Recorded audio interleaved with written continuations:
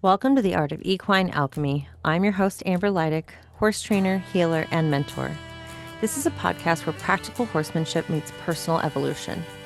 Here, we're diving into what it means to truly connect with your horse, yourself, and the world around you. Through conversations with equine professionals, horse owners, and members of our community, we will explore real stories, actionable insights, and tools designed to help you heal and thrive. This isn't just about horses. It's about transforming how you show up in your life. Because when you address what's happening within yourself, everything around you starts to align. Whether you're looking to refine your horsemanship skills, gain clarity on your own path, or create a more meaningful connection in all areas of your life, you are in the right place. Let's get started. Hello, welcome back to what podcast is this? The Art of Equine Alchemy. And we are doing another part of our Mirror in the Stall series where we are talking to different people about relationships, relationships to all things. This beautiful creature happens to be someone I'm in a relationship with. Not like that, but a friend relationship. We're very close. We live very near each other. And when I always talk about people and the people you keep around you, and when you go to ask for advice or you have things you want to celebrate, we talk a lot about that in our other podcasts and a lot of the offerings that we have. And to have friends that are coaches is really convenient, not gonna lie. So this is Mandy. Thank you for joining me. Thank you. Thanks for having me. So tell the people what you do. Hmm. Well, I'm a coach and I work for a big company, and I've been coaching with this big company for almost 8 years. It's one of the top personal development and coaching companies in the world. And I also do some private coaching, and I have about 15,000 sessions that I've done with clients over the last 8 years. So I have a Just a little bit of couple. experience. I Just a also, couple. yeah, I also mentor other coaches and help develop them. So yeah. Fun. Yeah. Fun. What's your favorite Their thing dream to lives. coach? Oh, go ahead. Sorry. It's okay. There's a little delay. Um, what's your favorite thing to coach people around? Oh, that's a great question, Amber. I would say that it's evolved. And right now, one of my favorite things to coach on is relationships. So it's fun that you invited me here because you probably didn't know that when you invited. We've been in it. We've been in the trenches together around relationship.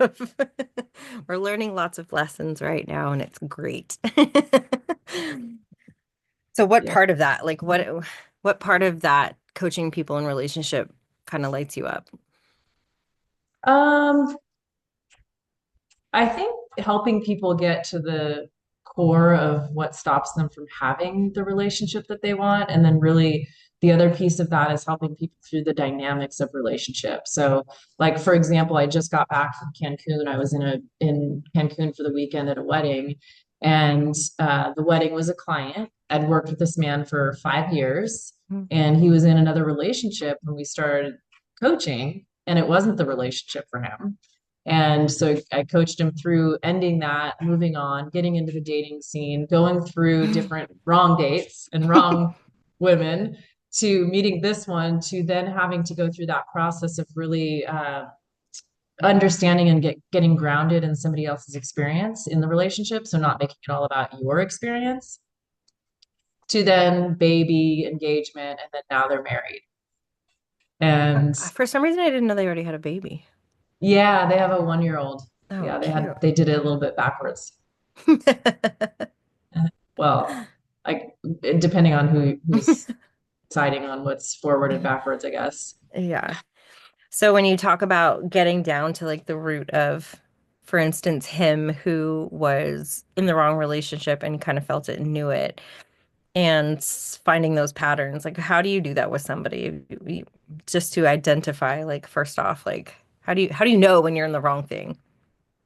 Well, I do that through asking a lot of questions. How do you know when you're in the wrong thing? I think your nervous system knows it. The thing is, there's an interesting distinction between, I feel as I've learned and I've done the work, not only in as a coach, but on myself, is that there's that distinction between what is your like your trauma or your wounds, And then what is like, this is absolutely the wrong relationship for me.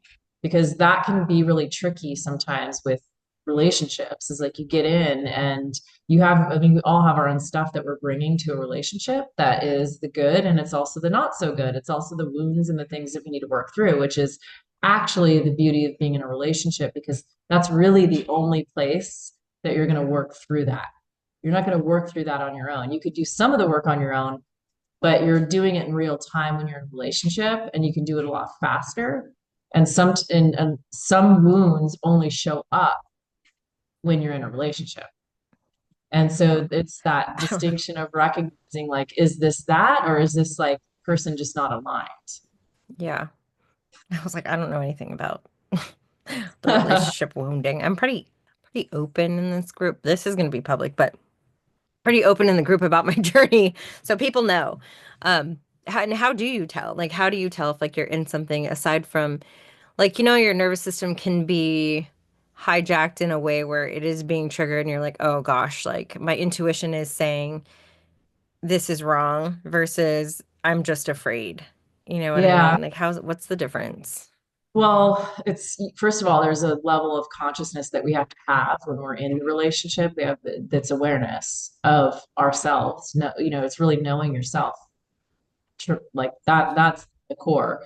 The other one is like, I find that if you have similar values, like if you share values and you share vision and you share, all these things that are kind of core for having a happy, healthy, lasting relationship, if all of those exist and the person is not, we get the word narcissist thrown around a lot now, but if the person isn't like really mentally unhealthy and they're willing to do the work and they're willing to grow and they're willing to be in it with you, then it's probably not that it's the wrong relationship for you. A lot of the times it's probably the wounds that are showing up, and that's where you have to like take that radical responsibility for your own self in a relationship, because that, like, what we tend to do as human beings is blame the other person. Oh, there's something wrong with that person.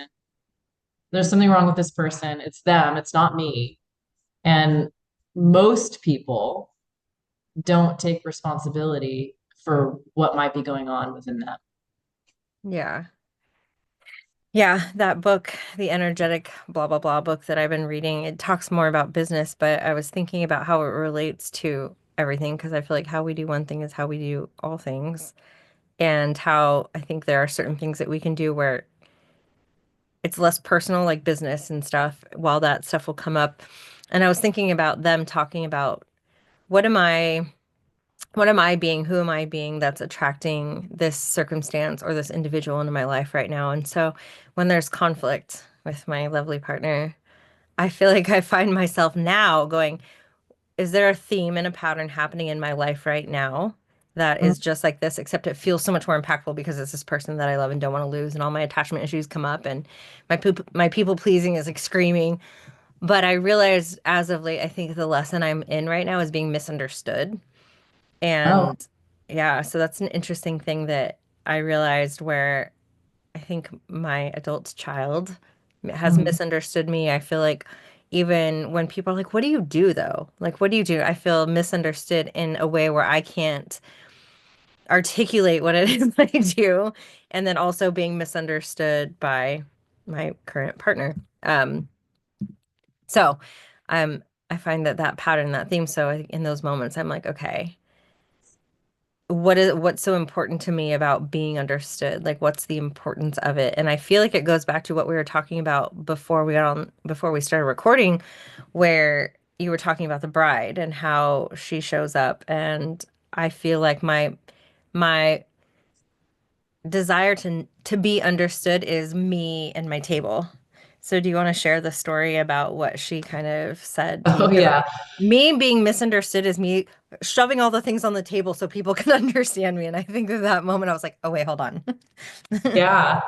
Oh my gosh. Well, she was great. The bride is very confident and really certain of herself and her value and all the things. Like if you the idea, the role, or the idea of being a queen she's got it. And, and so we were having this conversation just about relationships, and she was saying, well, I don't need to bring anything to the table. I am the table. And I was like, oh, and her husband's like, well, this is what you bring to the table. She's like, no, I don't have to. And the idea is that what she said is a man should want to be a better person for me. And I think that it's true for women and men. Like we should both want to be better people for our relationships. Is I don't like to put it all on the man. And I liked her attitude because what she was really saying is I own my value. I don't have to prove my value to anyone.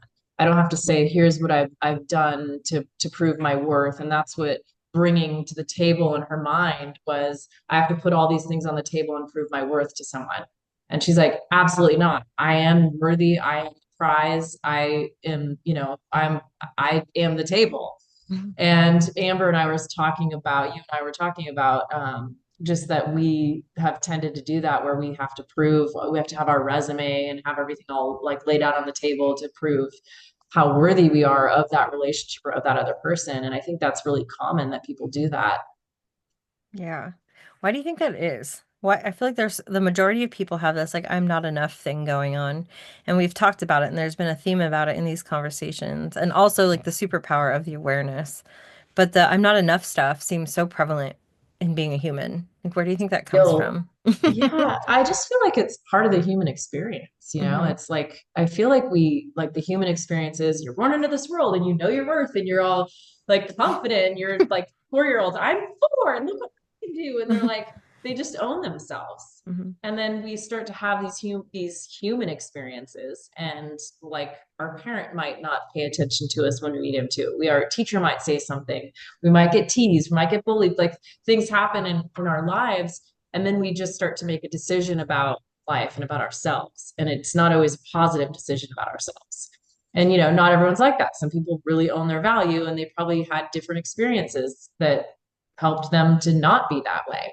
But then you stack because we do is we make these decisions about this is me and this is how life is, or this is how humans are, or this is what I have to do to get love. And then we go out into the world and we grow and we stack on those experiences. So we start to have it starts to perpetuate itself because it's like we're unconsciously creating more of that experience, and then it stacks and stacks. Then we have challenges in relationships. We have challenges in jobs. We have challenges with different, parenting maybe. And then we often like you'll get to a point in life where you have breakthroughs and you're like, wait a minute. I'm doing this thing and it's not working. I need to do something different. And then you start to do the work. And I think that like you get into like the truth is like human experience is born uh born free, make decisions, get shackled by beliefs and decisions and all of that, then get into life if you're lucky to have breakthroughs and be in the right place at the right time and make decisions, you start to unravel that. And that's the work that you and I do as coaches. And that's, in the personal development industry, it's so much of the unraveling of all this crap that we create as humans. But I also think it's the human experience. And I also don't think there's any way of that not being someone's experience. Like it just is. Yeah. Yeah, it's tricky, huh? The awareness Yeah. piece, like I think the theme that's been through each one of the calls is people talking about, and you said it, the awareness is such an important factor in like doing life and expanding and changing your circumstances and like what you do with the awareness of it. And I feel like it's so easy for people to fall into like, well, that's kind of uncomfortable to be doing something different than or having an experience that I have not had or making a decision that feels like really uncertain, like moving, changing your entire career and moving to a different state. Like that. Yeah. Um, so when people are at the edge of that, and you're like, okay, since you've just had that experience, and then the fear comes up and, those voices are like, maybe this is a bad idea, maybe this is terrible. Like, what part allows you to actually take a step forward and do it? Just so everyone knows, Mandy just moved.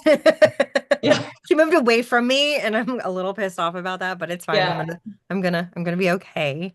It's not that far of a plane ride. But, they're like when you're making these huge life decisions and you have these like big transitions and different phases, like a lot of people had asked, like, oh, well, a lot of people have whose kids have just went to college. And I know you're experiencing the same thing, all kind of at the same time.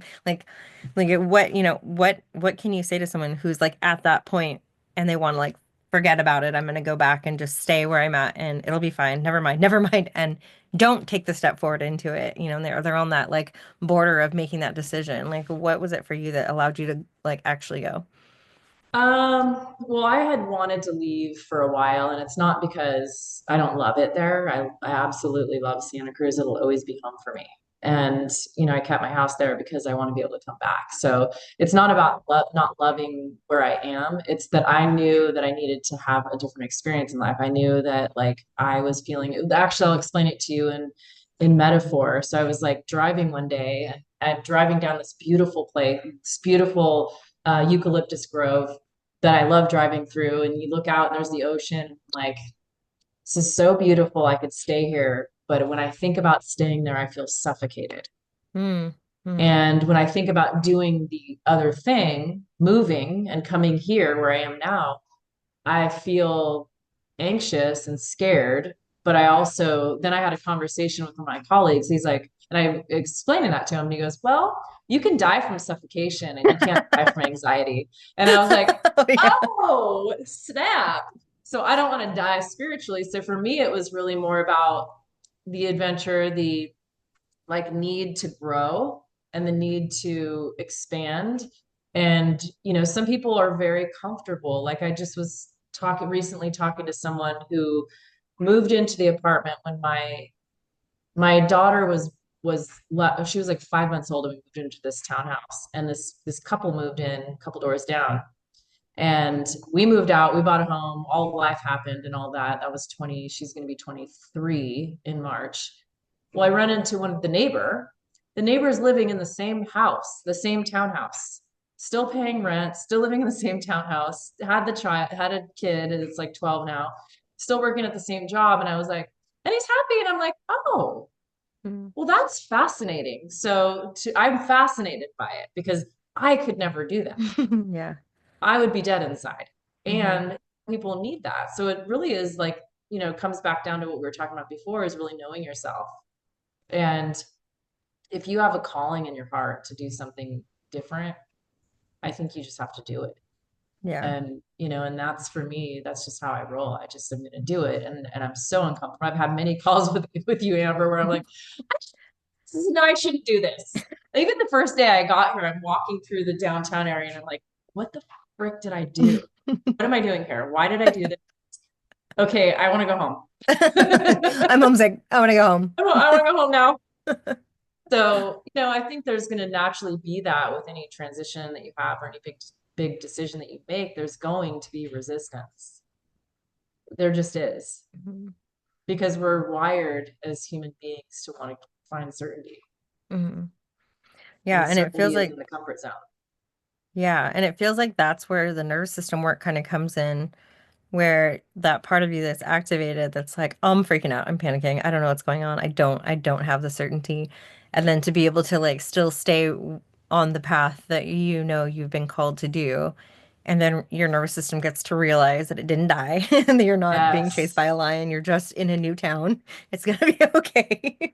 You know, like I think that's where expanding the capacity to handle uncertainty and stress. And I think some people get confused, like they think that they're supposed to, and people do this with their horses, I know, where they think that the ultimate goal is to stay relaxed and stay, you know, in that sympathetic or the parasympathetic nervous system.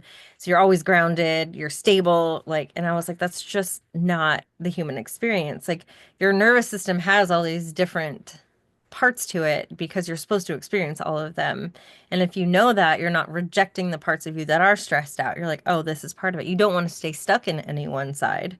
So I think people get a little judgmental of themselves when they get in these like stressful situations. They're like, oh, something's wrong with me. I need to fix this. And it's like, well, no, you're supposed to have these fluctuations and I think that is the human experience. But I think the capacity to expand your ability to not freak out and stay stuck in that sympathetic um is like that's the superpower, I think.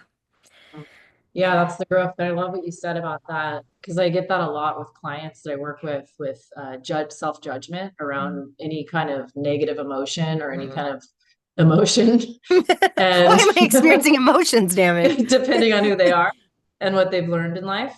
Because a lot of people learn that you don't share those emotions. I mean, depending on someone's culture, their upbringing, they learn like you don't express emotion, and like you control that, and that we know that when you stuff things down, it's causing anxiety, it's causing disease. Excuse me, it causes issues with your health and your emotions and your relationships and everything else in Mm. life. And so, learning how, because I was one of those people when I was with my former husband, we were together 10 years. I could count on one hand the number of times I cried, and I didn't need all my fingers. And, Mm. and then I came out Oh, of that that's so relationship. interesting. I know, and I didn't know how to feel. Like, I was like, then I cried every single day for a year, Mm. every day. That is no exaggeration, for a year. And then I learned how to like, regulate that a little bit. But it was like, oh, what's this water coming out of my liquid coming out of my face? Were you like that It- before you got married, or was that something that happened in the marriage? I think that yes, that I learned at a very young age too, because I was the regulator of my household. I grew up in somewhat of a chaotic environment with like volatile, emotional humans in my life. And so I was always the one that's like, yeah, like the lighthearted one, the joy of the life. So there wasn't really a lot of room for me to have those kind of more intense emotions. And I've really learned actually, even recently in the last 6 months, how to like really own those more intense emotions and be like, okay, I'm just going to experience this. Mhm. And I don't have to judge it. I just have to ride it out because really emotions they come in waves, they don't last.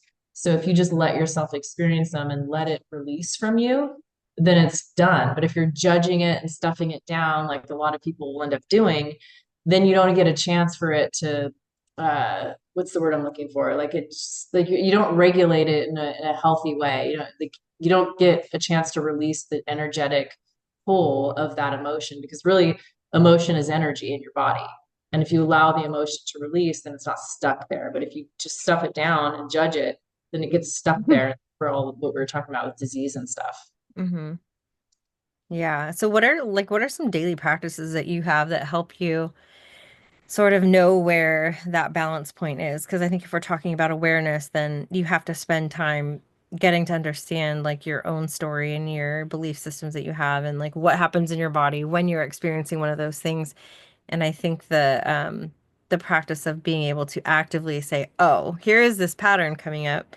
How can I, either experience it if it's an appropriate time or come back to it or, what are some of the things that you use to actually support yourself in clearing stuff out that maybe you have stuff that you weren't aware of it?"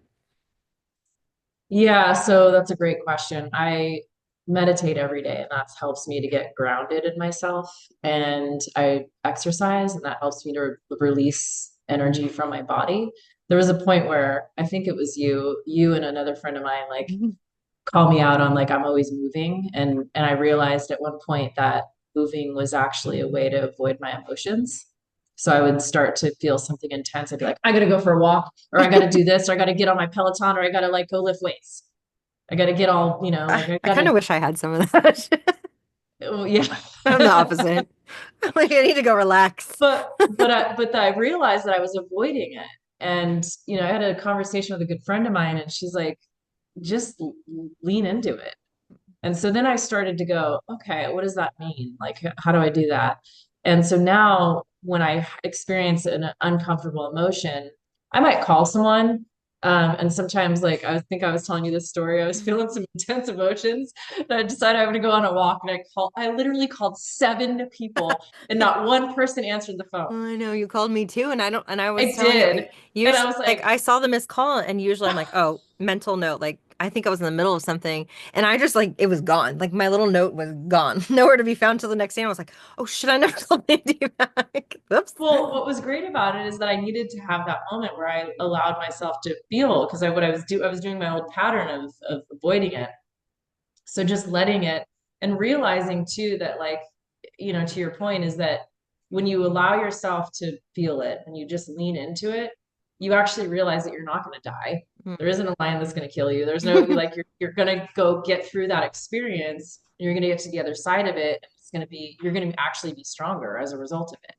So then the next time it shows up, allow yourself to feel it. I don't know that there's any other than like meditation and exercise as a way to regulate me. I don't, that's the only other practice I do is I just allow it. Mm-hmm. And if it's in a moment where I can't deal with it, I'm really great at compartmentalizing it typically, not always because I'm human, but stuff it aside and allow myself to feel it. And journaling helps. I do journal, Yeah. talk to Chat GPT. Chatty. I know. Isn't the whole AI thing is so interesting because I know you said it, and then I have had people talk to me about it where people are having full on conversations with ChatGPT, and actually ChatGPT is supporting them as well as Yeah. any other human could, which is like Well, because frightening they but cool pull, at the same time, right? Like, it is really cool. I am fascinated by it. I'm like obsessed with it actually on a certain level. And part of it is because like Chat GPT will pull from all the psychology, like everything from everywhere, and it doesn't have an emotional attachment to anything. mm, So the advice or whatever it can give, this isn't always true. So I want to like throw that disclaimer out. Can give is pretty grounded. And especially as you talk to it and it gets to know you, it knows you and it knows how to talk to you, it knows what's supportive, remembers the things you tell it. But I have a client who works with someone that's up kind of higher in the development of artificial intelligence. And she said that he said that they're finding that AI is actually raising consciousness of humanity. mm. And part of that has a lot to do with the fact that it does have all that information and people are having conversations. I've had clients that I get on the phone with them, they're like, I just got stop ChatGPT and I had a breakthrough. I'm like, oh my gosh, are you going to fire me? That's cool. You have a new coach now. Oh, I mean, I guess you could instruct ChatGPT, please act as my personal development coach. And here's my problem. What are some Yeah. questions you can ask me to help figure this out? Let's Yeah. not let that out into the world. It's a pretty neat resource though. Like it's not Mm, going to cover, it's not going to replace the human, but it is a neat resource to get you thinking. And like when you're spinning out, like you just be like, chat, give me a positive spin on this or give me a right. positive, and it will. Yeah. It's And so it'll be your interesting. biggest fan if you want it to. Just tell me how great I am. I've done that. Tell me how Tell me, tell me all yeah, the reasons I'm the table. lift me up. Tell me, yeah, tell me all the reasons I'm the table, and it'll just give you me like a whole like dance. It's beautiful. So you are, can we talk about the book that is in your future? Oh, yeah. It's not being currently written, it's being experienced. Yeah. It's a lot of it It has is been. being It's written, but it's not physically being written yet. It's being written energetically and in the your lived conclusion of experience. it, yeah, is being written energetically right now. So, what is the inspiration behind your book? So my book is called Joyride. That's my title for it. And there was a point, in all this work, I've been doing this work on myself for 10, 12 years now. I don't remember now. But, it started out, uh, I had a breakthrough. I was doing some Joe Dispenza events and I had a breakthrough about the concept of joy. And I was in this walking meditation. I had this breakthrough. It's like, oh my God, joy can be permanent. And Mhm. then I went up to Dr. Joe Dispenza. I was like, oh my God, I just had a breakthrough. I'm like, joy can be permanent. And he looks me in the eyes with his sparkly eyes and he's like, memorize that. Smiles at me. I was like, okay. So yeah, Memorized. I memorized that. I'm memorizing it. And then I continued to do the work and I was in these not so healthy relationships. Yeah, just not, and what I mean by that is I wasn't really owning myself. I wasn't owning my own power and greatness, and I was setting the table and having to Mm. prove myself, but not being appreciated. And then I started to think about all these things that I've done in my life, and what have I been doing? I've been chasing joy. And like the ultimate goal of so much of the things that I've been doing is an attempt to feel joy. And I'm like, oh, I've been on a joyride. Mhm. And then I had this memory of being a kid, and I was such a good kid because I said, again, I grew up in the environment I grew up in, and I was the one kind of the good kid. I was the one like getting the great grades and doing all the sports and, making sure everybody was happy and not making any waves. So I'd never really done anything wrong. And I was like 13, and it was a holiday from school, and I lived out in the country, like way out in the country next to a dairy farm. And I'm looking and I see this red car driving up to my driveway. It's like turns into my driveway and it's like dust flying everywhere. And I'm like, who is here? My 13-year-old friend pops out of the Oh, car with her hair all done and like a mini skirt and her heels and her makeup done, and she's strutting along. And she was the first person in my life that I was like, she's so exciting. She's like so free and she just doesn't care. And I was just so drawn to that as a kid. I was so drawn to that, like the bad kid, like not just the trouble, yeah. right? Darker energy, we'll call it. And she's like, oh, let's go. This is my sister's car, her 16-year-old sister's car. She's like, let's go on a joyride, or let's go ride. Let's go riding. I'm like, I don't think I should do that. Like, a good idea. Like, and that lasted all about 10 seconds. And the next thing, okay, I'll go get ready. And we go on this, we spend the whole day driving through town. We go to her like other schools because there's other schools were in session. And Oh, you guys were cutting class on top of everything? no, it was a holiday for our school, but not the Oh, other. not the other school. Oh, that's right. Yeah. So Okay. then she drops me off. She takes the car home, and the transmission dies like across the house. She doesn't even make it into the driveway. It kills the transmission because it was a stick shift. It was manual, and just like she's grinding the gears all day. I mean, it's insane. So then her dad sees her and freaks out, and she runs away and she hides in my closet. So she's gone overnight, and it's like literally the first bad thing I've ever done. I'm like, I've got a fugitive in my closet. And my mom comes into my bedroom and says goodnight, and like she's in my closet, and I'm like, oh my God. I was so scared. Anyway, ended up getting in trouble, but that was in my mind as I'm developing this book. That was the first time my original joyride. And then so much of my life, good and bad, like, getting a backpack and going backpacking around the country with, or around the world with very little money, and, all these things that were worked in my favor that were positive. They were all this attempt to find joy and feel joy. And sometimes it worked for me. And then in the part of relationship, it worked against me. And so what I'm learning right now is how that is internal. And so much of joy is in us owning our own power and our own worth. And we have to generate it. I spent a lot of my life seeking it externally, Hmm. and now I'm realizing how much of it is internal. Mhm. Yeah. Yeah. Calling the joyful things in instead of searching for them to make you feel a way. Yeah. And it's so much, it's being, Hmm. it's like we are a magnet as human beings. We are mirrors to the world around us. And, if we're going to be joy, then we're going to attract joy, and we're going to attract Hmm. experiences. Yeah. Hmm. Well, well then, I'm excited. I'm excited to read your book. Thank you. All right, as we're wrapping up, is there anything you have a burning desire to like share that's coming up? You're like, I just want to Oh get my this God. out of me. Such a big question. I I don't know. know.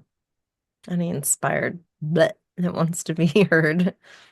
I know that you shared with me that a lot of people are coming to you and wanting about relationship, and they have Hmm. relationships with their horses, and it's easier to have a relationship with your horse than it is to have a relationship with another human. And I would say that's absolutely true.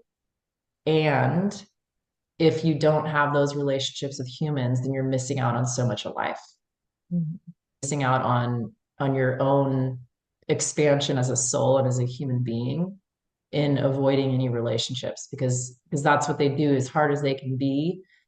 When you can commit to your own growth in them and you can commit to it, that like to another human being, that is when you really grow. That is when you really expand. And it's not easy. But, and not but, and it's meant to be easy. Mhm. Yeah. As a human being isn't meant to be easy, it's meant to grow us. Hmm. And if we can just have, like, I would say having a lightheartedness around that and accepting it. So it's not like you don't have to accept someone's bad behavior. If you're in a relationship with somebody and they're not willing to grow and they're not in it with you on the same level, then I don't think people should stay in relationships like that are not Hmm. healthy. Hmm. And, you know, figure out if that's true, Hmm. just a Yeah. bad relationship and a bad fit, or if it's your own stuff. Hmm. And then have a lightheartedness around it. Like, oh yeah, here's that thing again that keeps coming. Well, this is fun. I think I've mastered that. That I have mastered. I believe that too, Amber. You and how you are. I mean, I'm serious. You really do Yeah. inspire me as to how you are, especially like in this current relationship that you're in, because I've seen your journey. I've been Mm. there side by side with you through your journey of like, when this started years ago, and then like all the things, the different relationships that you've had and the work you've done on yourself. And I mean, you stopped and you went, and this is the phase I'm in right now, is where I'm like, I'm dating me. I'm going to be with me for another, like, been doing that for about 6 months. I might do it for another 6 months. We'll see. The idea is like I watched you do it, just be really comfortable and love yourself and accept yourself as you are. And, and be really good being single. But you also, and so you have that, like Mm. you've explained to me, you have that where you know that you enjoy being single. So you're not going in, even though you think you have to prove yourself and on the table. What I see is that you can be more accepting of what is because Mm. you can navigate it in a different way because you know that you're completely fine on your own. And so you're not like, you don't have to prove yourself. And I don't Yeah. think you do that. I think maybe there's a little bit of that residual for you. But I Hmm. think that in the big picture, you actually own yourself on a completely different level than you did just even a year ago. Yeah. I can say that there's a little bit of the residual stuff, but the interesting thing is that when I do it, he calls me out on it. So I think that's how a good indication. He's like, "Why are you always comparing yourself? Like, why do you think you have to do a thing because someone else?" And I'm like, "I don't know." He just said that to me yesterday or this morning, actually. He's like, "Why does it last night? Why does that comparison thing always come up for you?" I'm like, "Oh, because I'm trying to prove my worth, I think, in my own head." He's like, having him mirror back to me, I think, and what horses do for people as well as like if you can see yourself through your horse's eyes, then you recognize that you are worthy. They are happy to see you. They do want to connect with you. It's about allowing that in. I think it's easier to learn how to do that with horses and then transition it into humans. But he calls me out where he's like, "Why do you do that?" I'm like, I don't know. Oh, I do know. Actually, I do know.